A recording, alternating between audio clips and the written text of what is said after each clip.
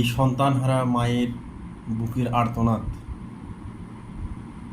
ভাইহারা বোনের আর্তনাদ আপনারা কি শুনতে পান?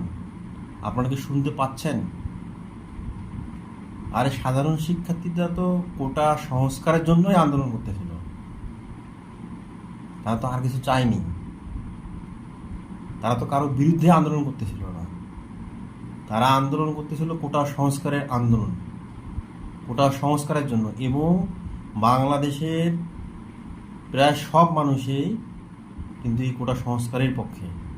এবং আমরা অনেক মুক্তিযোদ্ধার সন্তান, অনেক মুক্তিযোদ্ধার মুখ থেকেও কিন্তু আমরা এই কোটা সংস্কারের জন্য কথা শুনেছি। তারা যখন আন্দোলন করতেছিল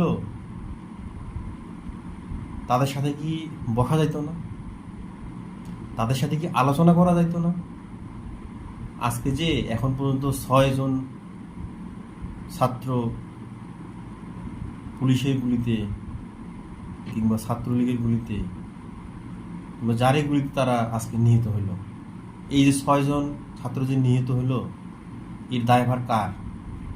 এর দায়ভার কিন্তু আপনাদেরকেই নিতে হবে। এর দায়ভার কিন্তু আপনাদেরকেই নিতে হবে।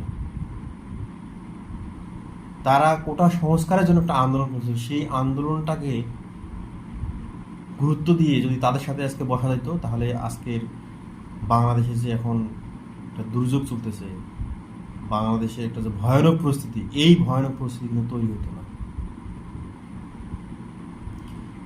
তাদের সাথে আলোচনা না করে, তাদের আন্দোলনটাকে গুরুত্ব না দিয়ে, তাদের আন্দোলনটাকে পেঁচায় পেঁচায় পেঁচায় এমন একটা পর্যায়ে নিয়ে আসলো, আজকে বাংলাদেশের এই অবস্থা।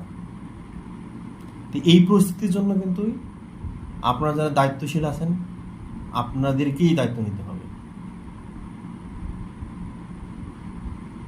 কিছু বলার ভাষা নাই।